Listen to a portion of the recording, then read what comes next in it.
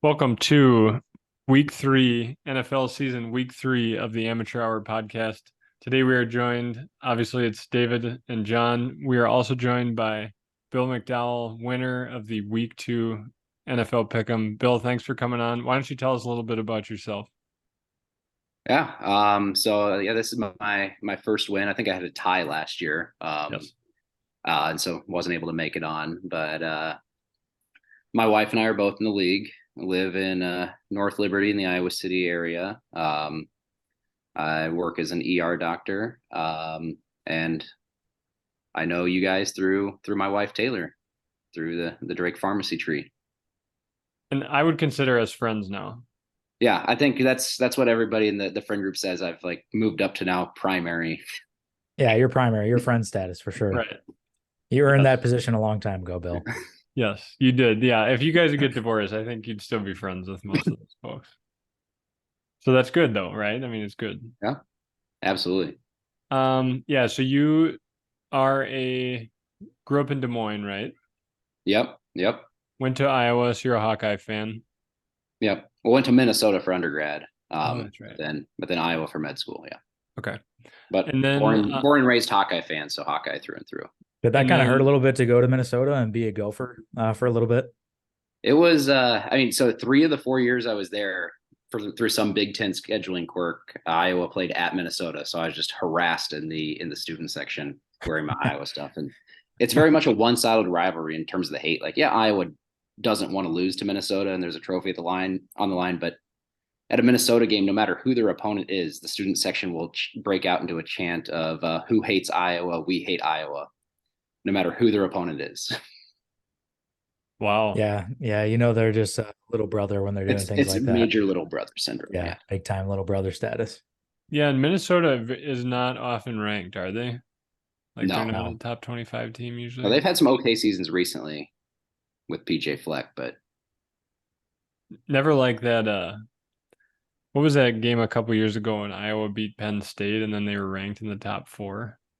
Oh yeah. With that atrocious offense, remember? They just had a stellar defense. I think lost to Purdue the next week by 3 touchdowns.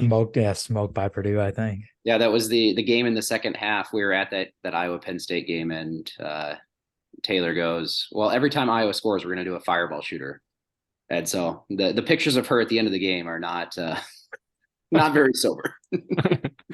Now I wanted to talk a little bit about NFL. You are a Chiefs fan, correct? Yes, correct. But your wife Taylor is huge Bears fan. She's a huge Bears fan, so I've adopted the Bears as my secondary team, as my NFC team. Yeah, and like when I say Bears fan, like she knows more about the Bears than I do the Packers. Like she knows all their draft picks every year, like crazy into the Bears. Yeah. Right. I'm not understating. Would you agree, David? Yeah, I would say she's a huge Bears fan. So okay. I always like chatting with Taylor about the Bears. She's very knowledgeable. But this episode's about Bill, so let's focus on Bill. You're right. And the Chiefs. Congratulations on the Super Bowl last year, Bill. Did you have any sort of wager on that game? Yeah, I had a parlay of money line and over on the Chiefs. That was my big win, and then I had a bunch of props that hit in that game. So I did pretty well in the Super Bowl last year. Very nice. Unlike my bets this week. Yeah. The pool went well. DraftKings did not. You usually try to go with the strategy of... Sorry, go ahead, John. Any big losses? Just overall lost big on that on the Nick Chubb injury. I had a lot of parlays that had him with a touchdown and his yards that would have almost certainly hit if he hadn't completely ruined his knee. Yeah, that always sucks when you have like a guy that gets injured in your parlays, and you should almost get a refund. It should almost be a push and just get your money back. There should be an injury clause. Yeah, they refunded a bunch of the Rodgers bets last week, but oh, of course, yeah, of course they do the Rodgers ones, but not the Nick Chubb ones that you're involved in. That knee injury was gruesome. Very gruesome. Did you see it? Brutal. Yeah, that was brutal. Same knee that he injured in college too for Georgia. So. Oh, that sucks, man. As one guy that had a knee injury to another, that sucks. That was painful to watch. And he was dominating before that injury. You know, like I think he was averaging like 6 yards a carry or something ridiculous. Well, Yeah, he's a they beast. flashed up that stat like earlier in the game of like third most all time in yards per carry, like behind Bo Jackson and Jamal Charles. And like that's some good company. Oh, yeah, you ain't kidding. And you pulled it out by the skin of your teeth in the pick'em too. You guessed the highest out of everyone that got 9 correct. So Yeah. great work. Yeah. So not to circle back to Taylor, but I got to give her some credit for we were looking at doing the tiebreaker and we're like, oh, I'm right in it. And she's like, oh, you just got to go really high. I think you just got to go high to try to beat everybody. So that's Is what I did. It worked out. Do you guys know what the over under was? I don't think it was very much on this game. It was like 39 or so because I had 38 before, like going into the night, and I changed it shortly before the game. Clutch, last second There would have change. been a 4-way tie for Yeah. $5 each. I did have to Venmo all those guys $6.67. Oh, that's so stupid. That was good though. So, yeah, you came on pretty hot after those because I was trying to look at your thing. Were the Giants a 3 o'clock game or was that a noon game? Yeah, that was a 3 o'clock. And then was the Rams 3 o'clock? Yeah. Okay. So you went. Oh, so you did pretty hot in the noon games because you went like 3 for 6 at the end. Yeah. And then the Sean McVay douchery. I thought it was gonna screw me. Yeah, that was unbelievable, wasn't it? It did screw me on a bet, but I could Yeah. not believe Yeah, that was unbelievable. For What those did of he you that do? don't, for I those didn't of you see that this. don't know, the line was 7.5, and the Niners were up by 10, and the Rams had the ball at the end of the game, and instead of like just throwing up a Hail Mary or trying to throw one at the end zone to score a touchdown, he kicks a field goal as time expires to cover the 7.5 point spread. What? Yeah, just for no reason whatsoever. So, Sean McVay, had the Rams 7.5. So good for him for supporting his own team and getting the cover. But we should look into we should investigate that NFL. We should look into that. Holy fuck. Yeah, I didn't catch that one. I did see a lot of people bitching about it though. Yeah. They were pissed. Yeah, it didn't really matter for me. I mean, I was dead last, but if that would have affected me at all, I would have been so furious. Yeah, it's kind of nice that we got the guy at the top and the guy at the bottom on the podcast. A good Yeah. representation. It's good to see. It's good to see both sides of the story for sure. Yeah. David, were there any games that really surprised you that you thought was a lock and they kind of flipped on you? About 7 or 8 of them. If you do the math, but no, just watching the actual game, not this isn't going off of like spread or anything, but just watching the actual game. If anyone paid attention, that Cardinals Giants game was nuts. Yes. The Cardinals, who are a shit team, the Giants, who played like shit in the first week against the Cowboys, the Cardinals were up 21, I think, at one point. So, I think people are kind of numb to big comebacks after that Vikings comeback last year against the Colts, but the Giants came roaring back and ended up winning by 3. They didn't cover the spread, of course, but huge comeback for the Giants. I think that'll, hopefully give them a little momentum going in the next few weeks. But yeah, just surprising they were down 21 at one point. Yeah, Cardinals are up like 20, 21 points at half. Yeah, I grabbed the live money line at half for Giants plus 400. Ooh, nice. What was Sharp. the money line at when you got it? Plus 400. Oh, money line, not the spread. Yeah, spread. Yeah, okay. money line plus 400. Yeah. Damn, that is nice. Yeah, that is nice. That does segue a little bit. Dan Jones was the fantasy leader for the week. Very surprising to a lot of people. 31-year-old Keenan Allen, and then the young rookie that we talked about last week continued his killer streak, Puka, with another 30 points. I think he had like 16 targets or something unbelievable. Set a record, I think, for rookie for most catches in a game, which was like 16 catches. God, so he must have had like 20 targets. Do you guys think when Matt Stafford comes back, is Puka irrelevant? Cooper Kupp comes back? Mediocre? You mean when Cooper Kupp comes back? Cupps, yes. Sorry, my bad. What do you think, Bill? I think Stafford is like a big trust guy. I think he's a lot like Aaron Rodgers in terms of like when he trusts a receiver, he will throw it your way, like no matter what the coverage looks like, because he knows you're not going to screw him over with like a tipped interception, like all of the Chiefs receivers do to Patrick Mahomes. And he just seems to just love Puka no matter what. So like obviously Cup's going to cut into his numbers, but I think that that Stafford's still going to be going after Puka occasionally here.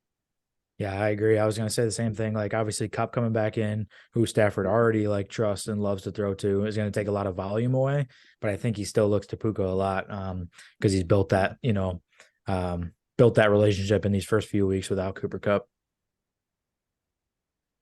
I would agree with that. I don't think this idea that he becomes all of a sudden irrelevant is kind of ridiculous. You can easily support, if you're a good offense, two decent fantasy wide receivers. Yeah, it might push like Tutu Atwell or Van Jefferson a little bit into irrelevance, but I think Puka has shown that he belongs in the league, and they have really good chemistry so far. So that's just not going to go away suddenly when Cooper Cup comes back. Yeah, I'm going to play in the background, Bill. If you wanted to, since you're a Chiefs fan, what did you get a chance to watch that game against the Jaguars?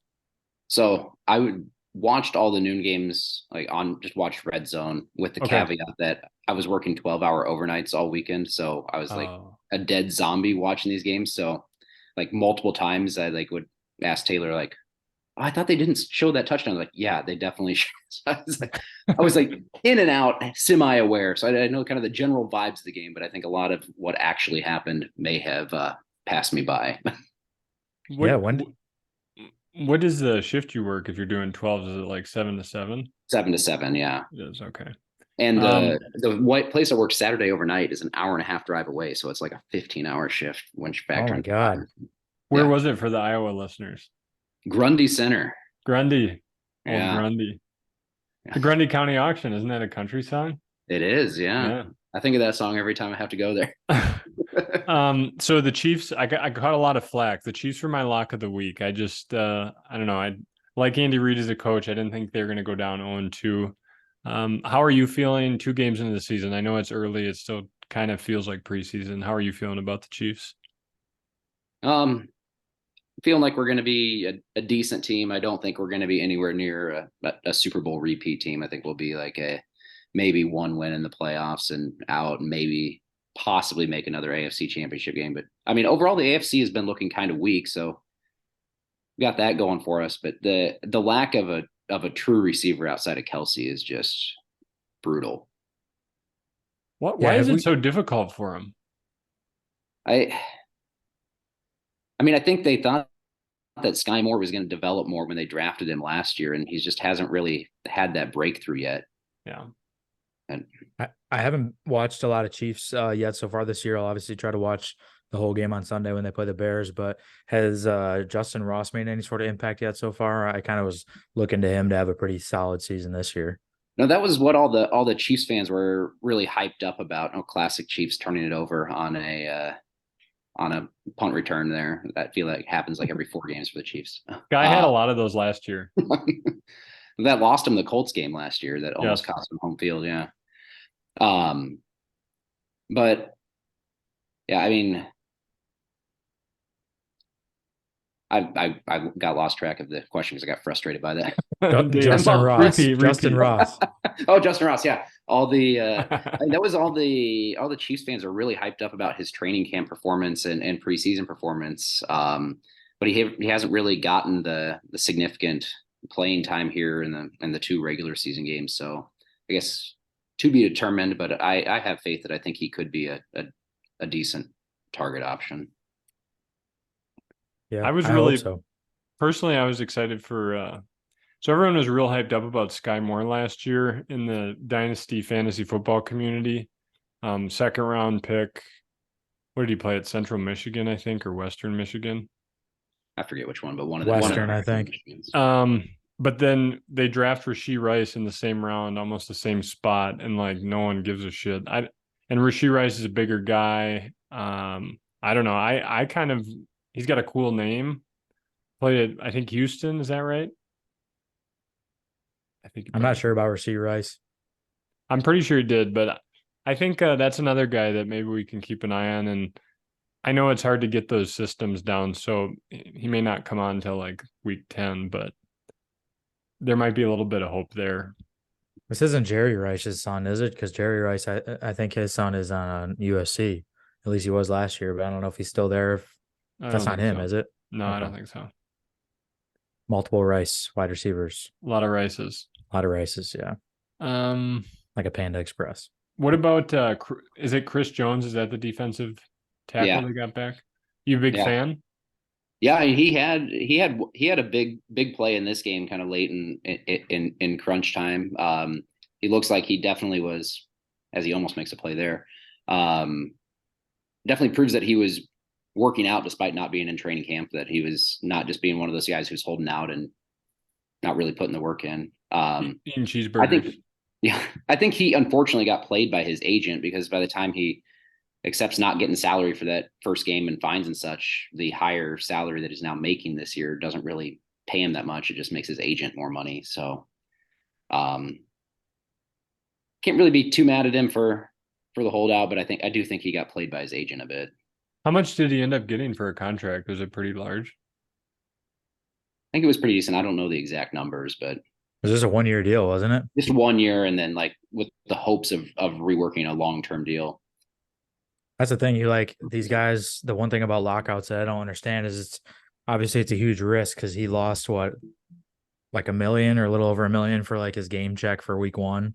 So then you're already Right. subtracting that, from this more money that you want, and then you're just basically like shooting yourself in the foot. But I mean, $1 million to these guys when they're trying to get, he's looking for like what, 35 million a year. I mean, maybe that's chump change to him, but um, yeah, he made a big impact first game in. I wish he would have held out a little bit longer, maybe preferably after week 3, since the Bears are traveling down to Kansas City this weekend. So that's gonna suck. Our offensive line is horrendous. So and great to have Kelsey back too. Great. Looking forward to that. Probably gonna have 3 Yeah. touchdowns. So I mean, yikes. also happy for Kelsey. I heard he's in a romantic relationship with Taylor Swift. Yeah, that's the rumors. The announcer in this game had a great Taylor Swift reference uh, on Travis Kelsey's touchdown here because he's like wide open in the middle of the end zone on the touchdown that Kelsey scores later in this game, and the announcer's like, well, and Travis Kelsey finds a blank space in the end zone. Whoa. That is creative. That you got to admit the announcing these days is really creative compared to back when we were kids. You have to be. You got to differentiate yourself these days. There's too many Yeah. of those people. How long can Kelsey do it for? And I think he's probably got like 2 or 3 more years of elite performance, and then he'll probably straggle on for a couple years after that. I imagine as not being quite as elite. I mean, got to go down as one of the top 5 or 10 best tight ends ever, right? Yeah. Top 3, I would say. I mean, especially if he does it another 2 or 3 more years, like Bill says. I mean, he's already had what, like 7. I could be pulling this out of my ass, but I thought he had like 7 consecutive 1,000-yard seasons, like as a tight end. That's really impressive. Like Wow. he's basically a wide receiver in the tight end position. He's like in the football, all the football I've watched, and I'm not a big Kelsey guy. Like I'm just not a fan of him as a dude, but he's like the smartest, like best route running tight end I've ever seen. Like the fact that he can just like work so well with Mahomes, find those gaps, like be patient with his routes, like just Oh, like there's the that. blank. There's the blank space Like touch. yeah, he literally just finds like the gaps in the zone. He can read a defense like mid route and figure out where to go, and Mahomes will find him. Like their chemistry is unbelievable, and like it just kind of makes me jealous. I guess maybe that's why I hate him so much. Yeah, and he's on winning teams because I always remember. Do you guys remember Antonio Gates at the Chargers? Mhm. Like great tight end, but they never really did anything in the playoffs. And the other Well, one, who was the guy at the Falcons? well, he was. I think you're thinking of Tony Gonzalez, who played most of his career with the Chiefs. Oh, Yeah, Tony he finished Gonzalez did. kind of ended his career with the Yeah, Falcons, he correct? he ended his career at the Falcons when he bailed on the Chiefs because he wanted to win a playoff game. So he went to the Falcons with the hopes that the Falcons would win a Super Bowl. And did they Uh, ever? no, he played on a lot of really not that great Chiefs teams, but he played on a couple of Chiefs teams that had fantastic offenses, but just had absolutely no defense. Like those Chiefs teams with Priest Holmes and the offensive line they had then, that was just like one of the best offensive lines ever assembled in like the early to mid 2000s. Who was Yeah, the maybe. coach then? That was it was Dick Vermeil was the coach after he left the Rams. Yeah, maybe it's sort of a recency bias for me. There's a lot of great tight ends in NFL history, but I got to say Kelsey's got to be, he's got to finish up top five if Yeah. he's performing like this. And I put Gronk up there too, so Gronk and Oh yeah. Kelsey. Maybe it's just like two modern guys, and I'm a younger guy that's just delusional. But the old heads might be screaming at their computer right now. But I think those two guys are in the top five for me. Dave, do you want to talk a little bit about the Bears game? I don't want to, but I certainly can. Yeah, just fill those in that missed it. Yeah, if you missed it, another shit game for the Bears. Defense played a little bit better, but it was against, the Buccaneers, who don't have an incredible offense. Mike Evans kind of dominated us, kind of put his nuts on all of our defensive backs' heads, scored with ease, had a lot of catches, a lot of yardage. Our secondary is a little bit banged up. We don't really run very solid zone defense. I think we're more of a man defense, looking at our corners with Tyreek Stevenson and Jaylen Johnson. We have kind of bigger guys out there, so we run a zone, and they're not exactly fast. They can't close the gaps quick. So you saw the Packers take advantage of that, and Buccaneers a little bit as well. Our defensive line is probably the worst in the entire NFL. We put no pressure on the quarterback. I think literally, looking at the statistics, very minimal pressures on the quarterback. Maybe no sacks this week or last week. So that's a problem. Like, you can't let people just sit back there with all the time in the world. That's when you see quarterbacks be successful in the NFL, if they have time. So that's pretty sad. The linebackers are the one bright spot on the defense. So I love Sanborn. I love Edmonds and Edwards that we got in free agency, but the linebackers can't do everything. It's not the Brian Urlacher, Lance Briggs era. We need the rest of the defense to step up as well. So we're going to see how that goes in Kansas City. I think it's going to be a bloodbath. Minus 13.5 is generous to the Bears. I think they're probably going to win by 35. If I had to guess, this is one of those Amanda Wiedemeyer move the line situations. The offense is putrid. I think mostly the problem lies in the play caller, which is the easiest thing to get rid of. Just get rid of Getsy. I think he's a spy sent from the Packers. I think he was with the Packers before the Bears. He doesn't want to see the Bears succeed. That's clear by all the bubble screens and the halfback screens, especially the 3 halfback screens in a row with the same exact play that he called, that led to the Justin Fields pick 6, pretty much backed up to our own goal line. So that was depressing to watch. This is one thing Fields does very well, is use his legs, and they're kind of eliminating that from the playbook this season. They're trying to keep him in the pocket, which great. He's a good passer, but at the same time, he's an excellent runner. We saw that last year. So let him run him a little bit more if you want to win some games. So those are kind of my initial thoughts, my initial rant. Anyone else have any thoughts on the state of the Bears right now? Yeah, I think you hit the nail on the head with the play calling and not letting Fields run. And Fields has made it abundantly clear that he's not a elite reader of defenses, in terms of coverages, but he is fantastic at being able to escape and seeing lanes in the running game. And if the Bears want to win games, they just got to get him outside the pocket and move him. Like, there's the one video that circulated around a bunch of late in the game where Field steps up and takes a sack when you got DJ Moore on a like 7-yard out, who's like clapping his hands open, and then you got like wide open guys on slant routes in the middle of the field, like 3 wide open players, and Field just steps right into a sack. Yeah. Yeah, he's waiting way too long to throw the ball. And I think rolling him out would help with that. Number one, he can use his legs to kind of get away and see downfield a little bit more clearly. Maybe it's just so different from, oh boy, that was really terrible. I don't even know who 26 is. That was horrendous defense right there. That's Jaylen Johnson, isn't it? He's 33, so he's that's right the other there that Johnson. pushed him out. Yeah. So I think you got to roll him out. I watched a lot of tape I say tape. I didn't like go back and watch, but I watched like live, Ohio State games when Justin Fields was at Ohio State, and he is incredible, like down the field passer. Like, he has a really strong arm. He's really accurate with his deep ball, but they're not throwing it deep.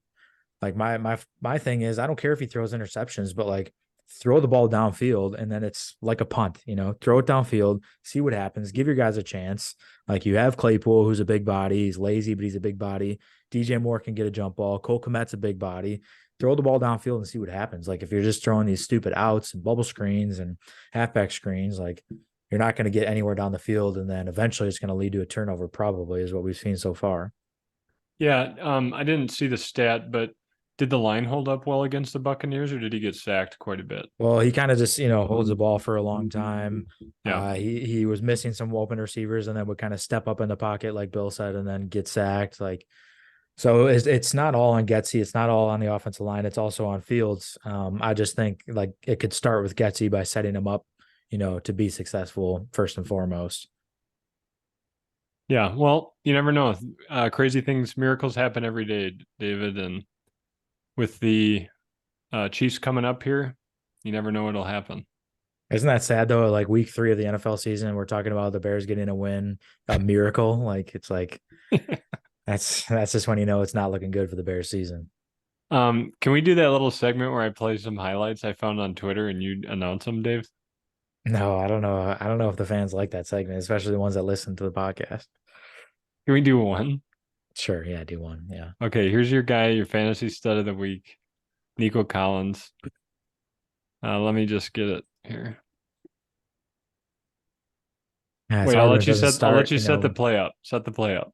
Okay, well, it looks like you have you got to play on the 8-yard line going into the end zone. It's a 3rd and 6, so it's a clear passing down here. Unless the Texans were just going to take the field goal, so the Colts know that. The Colts maybe put a 3-man, 4-man rush on there. It looks like the two guys are kissing in the middle, but 4-man rush.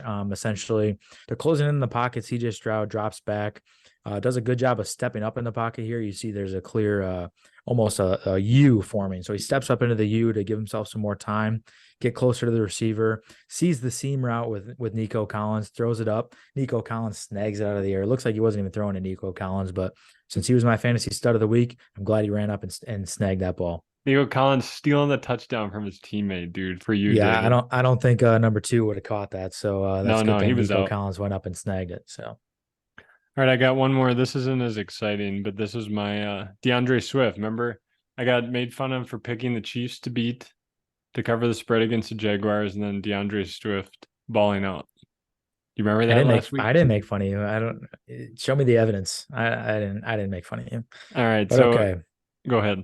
Well, 1st and 10, probably a running down for the Eagles with their excellent run game. Great offensive line, one of the best in the NFL, I would say. Vikings have no clue what's about to hit them. They didn't even do a scouting report on DeAndre Swift because he has like 0 carries this season. He has about 15 carries last season and the last 2 seasons with his injuries. So they were like, screw it, let's not even scout him. He can't be that good. He's injury prone. And then he squirts through the middle. It looks like they're just grabbing ass, missing, whiffing, miss, bad pursuit, bad angle pursuit, tackles him at the 2-yard line. So DeAndre Swift coming out partying against the Vikings. So yeah, they definitely this Eagles Vikings game kind of reminded me of the Packers game. Because at the end, the Vikings like had a chance to come back, but they knew the Eagles were going to run the ball. The Eagles knew they were going to run the ball, and they just let them get 10 yards every 3 plays, and that was enough to run the clock down. Hey, you're a big highlight guy now, so do you mind showing the fans and Bill that Jordan Love a little stumble he had on that 4th down play? You mind looking that up? You know what I'm talking about? Yeah. I think just judging by the grin on your face, you know what I'm talking about. Bill, did you see this by chance? I probably did, and I'm probably forgetting about it. We'll see. Is this where he threw the one at the ground? You mean? No. When he went up to the center to take the snap and literally just looked like he was blacked out and collapsed forward. It's replacing the butt fumble as the new, funny play. Here we go. Okay. Here it is. I got it. What happened, Jordan? What happened? Not so fast, Jordan. You got to get the ball first. Yeah.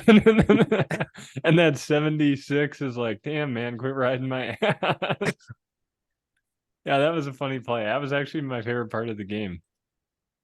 And then you had Bryce Young lining up to take the snap under the guard instead of the center. So that would be an issue. So Miles Sanders had to push him over to be under the center instead of under the guard. So that was kind of a funny play from the rookie.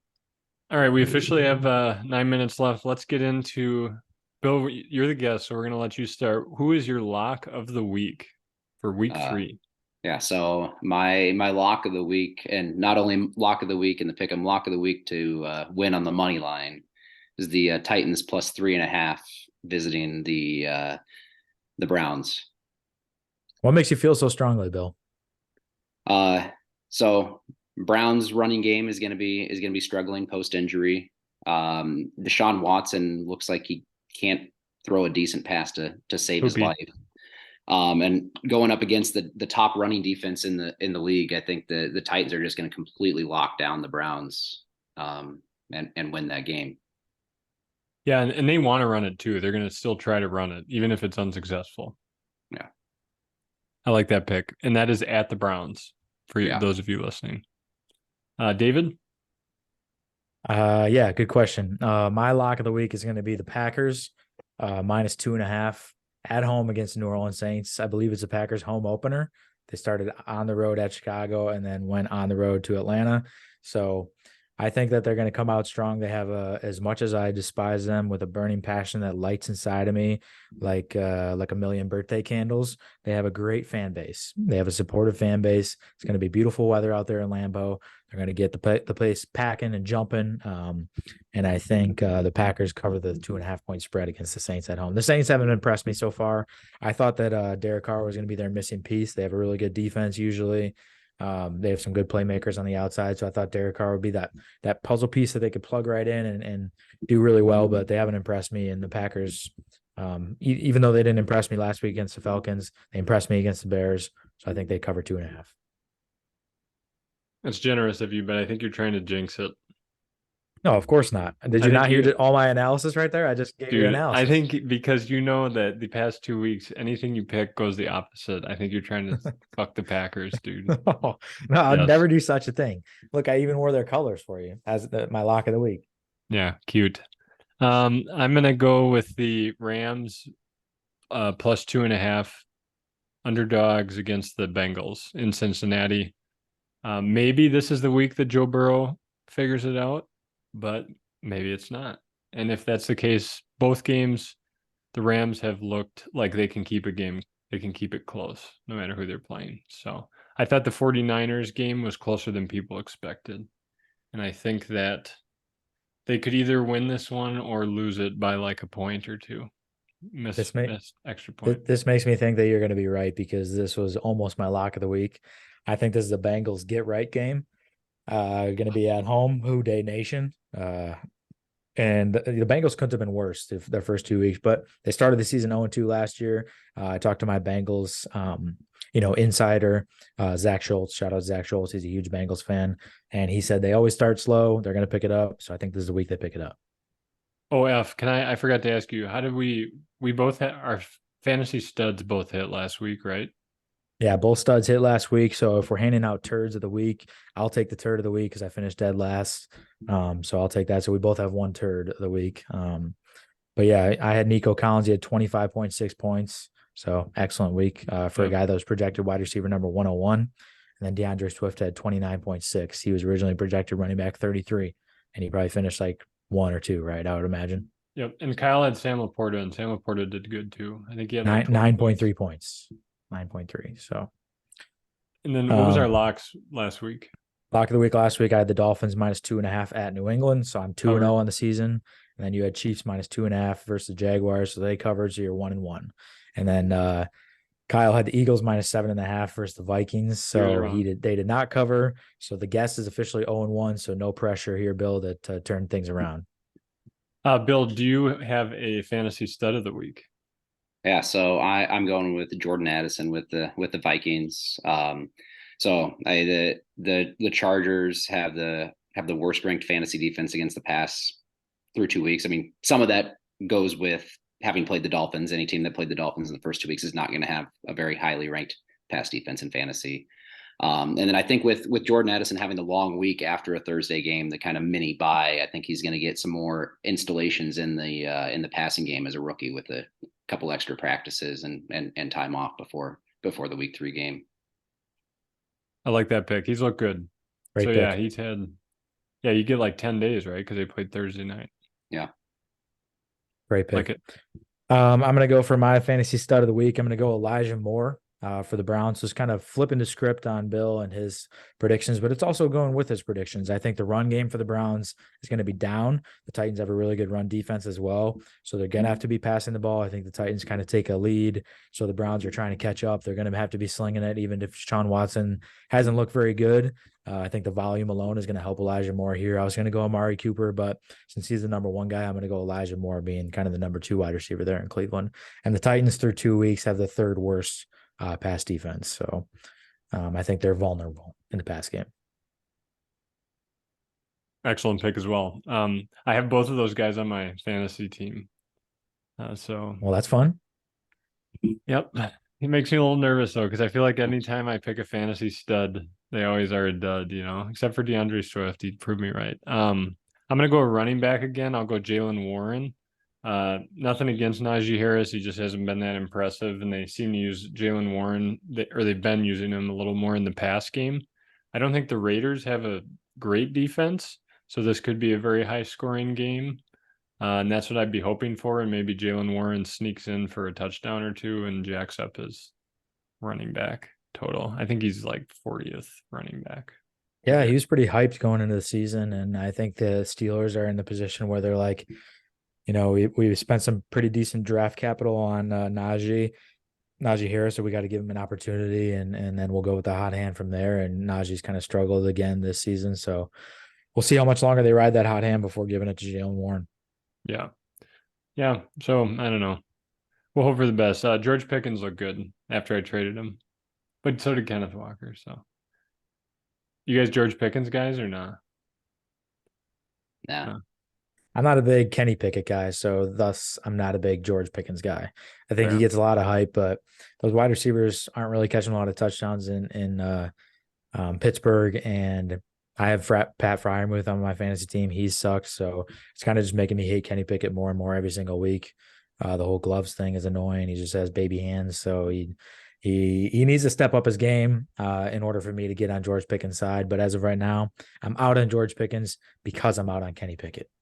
Nice. Good take. Bill, do you have any last minute thoughts going into week 3? No, not really. I'm just excited to get to an NFL game. It's been, I think the last live game I went to was the Chiefs at the Bears when we were still living in Chicago, just before Christmas. Wow. 4 years ago. So look at that. The script is flipped. Yeah. Is it going to be a house divided situation where you're rocking on Kansas City gear and Taylor's rocking Bears gear?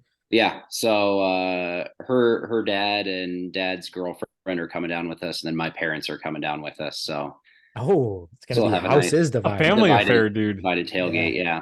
But her dad's girlfriend is a big Eagles fan, so she's purposely does not want to root for either team because she just hates every other NFC team, and then also the Chiefs just beat her team in the Super Bowl. So yeah. I tried to offer her that the solution was to wear a Jason Kelsey jersey, but that didn't go through, I guess. But yeah, I guess wearing green would stick out like a sore thumb in that stadium. Well, hey, that'll be fun. Drive safe. It should be beautiful weather. 3:30 kickoff is perfect for the tailgating experience, and spending the night there in Kansas City. So have a great time. Enjoy it, and hopefully the Bears can squeak out a win. Yep.